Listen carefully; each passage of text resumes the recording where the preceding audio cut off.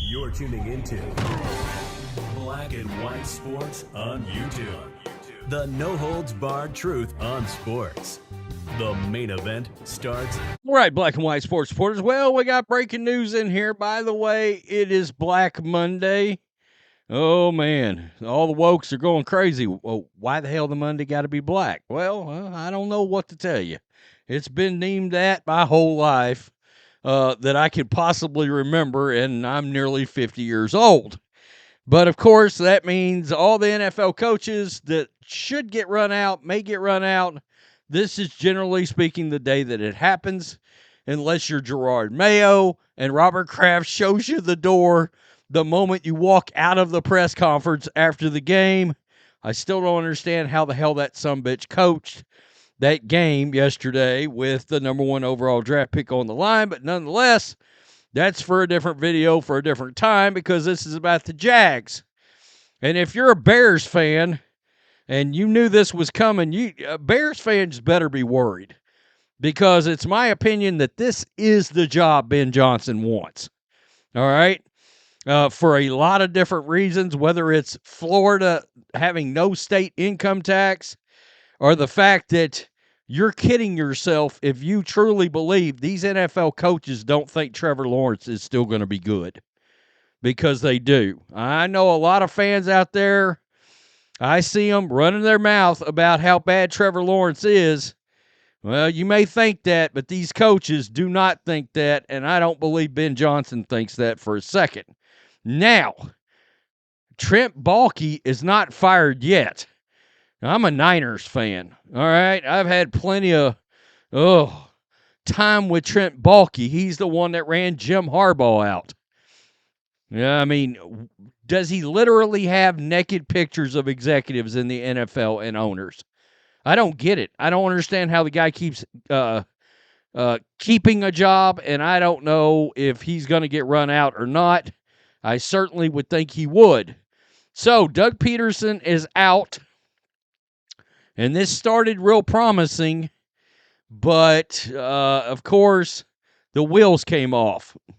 Over the course of the last 24 months, Jaguars owner Shad Khan announced Peterson's firing in a statement on Monday morning. Khan said that he will work with general manager Trent Baalke, what the hell, in the search for a new head coach, and that, quote, I strongly believe it is possible next season to restore a winning environment we had here not long ago.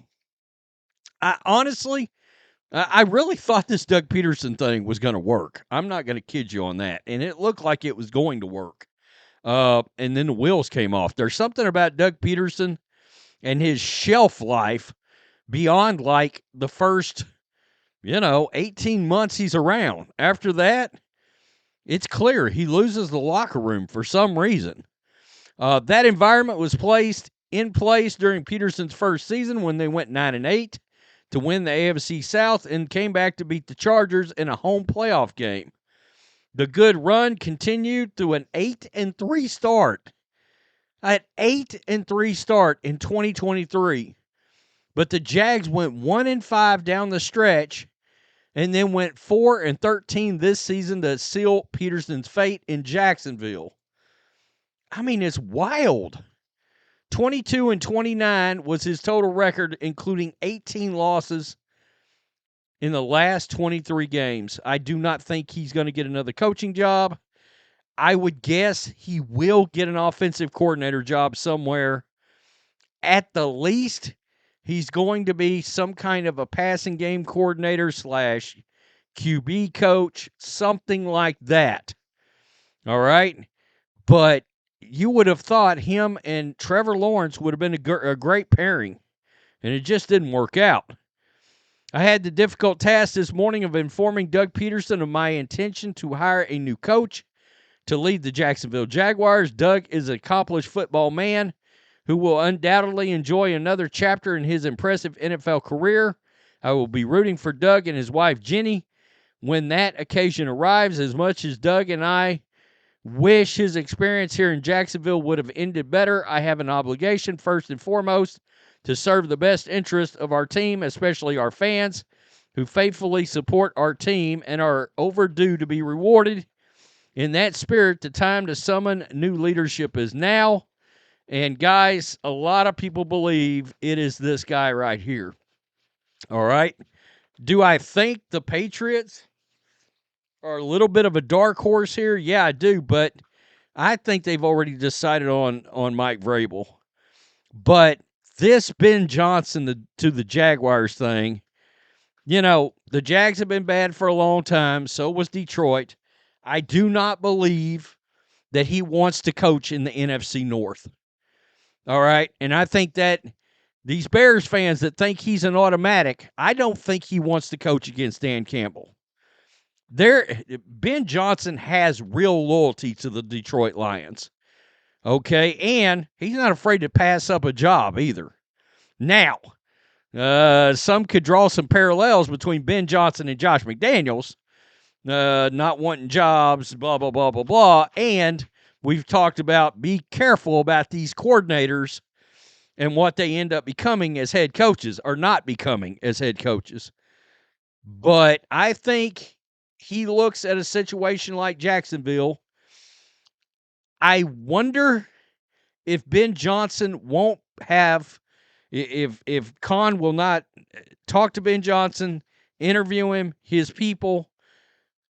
I kind of wonder if Ben Johnson might be the one that ultimately gets Trent Baalke run out in Jacksonville, because he might be like, look, I'm not coming if Trent is going to be there. And then if you're Jacksonville, well, you fire Trent Baalke's ass and send him down the road. All right? So, the Lions offensive coordinator Ben Johnson has previously been linked to the Jacksonville Jaguars' potential open head coaching position. Now there's more news. CBS Sports' Jonathan Jones, quote, he will be selective in the process. He won't take an interview with a team he knows he doesn't want to coach for. Sources say there's been mutual interest with Chicago, but many have thought Jacksonville is the best fit for Johnson. There's a couple of other things there, all right? Right now in Detroit, Mark Brunell is his quarterback's coach.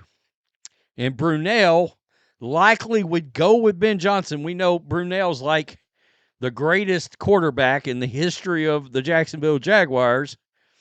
A lot of people believe, well, he'll go with Ben Johnson down there as, of course, an offensive coordinator in name, because Ben Johnson's going to call the plays, but he would be a offensive coordinator / quarterbacks coach, right? ESPN's Jeremy Fowler recently remarked that the Jags could be considered a better option for Johnson than the Bears, who have been heavily connected to the Lions' OC. Perhaps Jacksonville with a weak division. That's the other thing. Houston, Tennessee, the Colts. They're all sort of trained. Even the Texans. They made the playoffs. I think a lot of people believe they're one and done.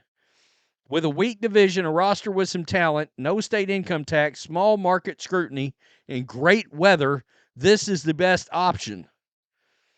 I mean, that's a real thing down there in Jacksonville. And I was going to put that in my Bears video, but why not? This is the best time to do it since Doug Peterson just got his ass run out the door. So, yeah, if you're a Jags fan, Ben Johnson's going to be a thing. I do believe Anthony Weaver is going to get an interview down there. I don't know about Mike Vrabel, because I really believe the Patriots have already hired Mike Vrabel. All right. I think they probably hired him a couple of days. When he got done, look, he changed his profile. Mike Vrabel changed his profile on Twitter about 24 hours before Gerard Mayo got fired. He changed it to a picture of him as a Patriot with Teddy Bruschi. And I was like, Mike Vrabel's been hired by the Patriots. And then next thing you know, 12 hours later, Adam Schefter saying, it looks like Gerard Mayo's out all of a sudden with the Patriots. And then, of course, after the game, Gerard Mayo is fired. So, will Gerard Mayo get another job? Not as a head coach, but as an inside linebackers coach, sure. Yeah, he'll get a job. Alex Van Pelt's the one that, if I'm Mike Vrabel, I seriously consider hiring him as the quarterback's coach with the Patriots and letting him stay. And then bringing in an offensive coordinator, Josh McDaniels. It won't be Brian Daboll. It looks like he's staying with the Giants. What? Okay, the Joe Shane thing, keeping him, is baffling to me. It's as baffling as Trent Baalke. I don't get it. I mean, that Saquon Barkley hard knocks embarrassment should be enough to get that guy fired by itself right there. Tell me what you think. Peace. I'm out. Till next time. Thanks for watching the show. Be sure to like, comment, and subscribe. Be sure to tune in next time on Black and White Sports.